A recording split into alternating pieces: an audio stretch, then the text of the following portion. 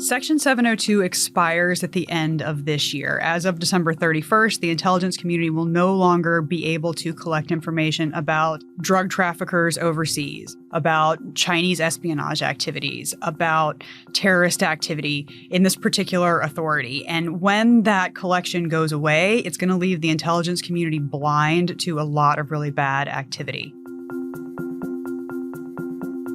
Hi, I'm Emily Harding, Director of the Intelligence, National Security, and Technology Program and Deputy Director of the International Security Program here at CSIS. I'm here to talk about my recent commentary, Lawmakers Will Need to Own the Consequences of Letting Section 702 Lapse.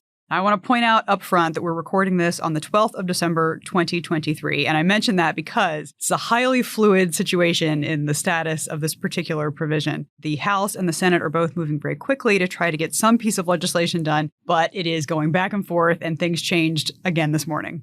In this commentary, I argue that Section 702 needs to be reauthorized immediately. And the reason is because Section 702 is a critically important authority for the intelligence community to collect information about foreigners overseas. Now, I say this with some emphasis because foreigners overseas is the really key point.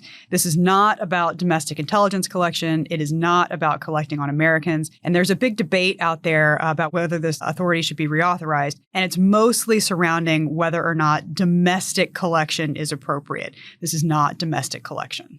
Section 702 expires at the end of this year. As of December 31st, the intelligence community will no longer be able to collect information about drug traffickers overseas, about Chinese espionage activities, about terrorist activity in this particular authority. And when that collection goes away, it's going to leave the intelligence community blind to a lot of really bad activity. Now, the people who want 702 to not be reauthorized will argue that it doesn't have enough protections in place for privacy. There have, in fact, been some violations of privacy with this program. However, those have been identified and fixed, and there are some really common sense approaches to trying to reform this program on the Hill right now in legislation.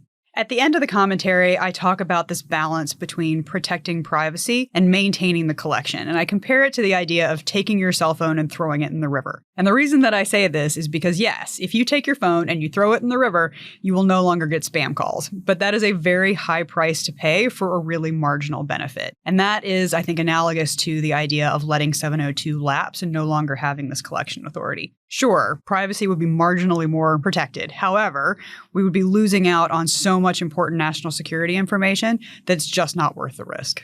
Section 702 is particularly important right now in the context of great power competition. When this authority was created, it was mostly done in the sense of a counterterrorism provision. It allowed the intelligence community to identify conversations between terrorists overseas about potential plots against the homeland or against our allies overseas. Now, however, it's a very broad authority. And so I think that it's important to remember that while this was a counterterrorism provision at its beginning, now it is used for this huge host of issues that fit into this moment of great power competition. Both sides of this debate are well-intentioned. The people who are pro-privacy really do want to protect Americans from any kind of government overreach, and I respect that. However, I would suggest that a lot of that opinion is informed more by a misunderstanding of this program and the way that it works than actually an understanding of the good the program does and the protections that are already in place. And I really do think that some of the legislation that's moving through the Hill right now has the opportunity to both protect the program and protect privacy.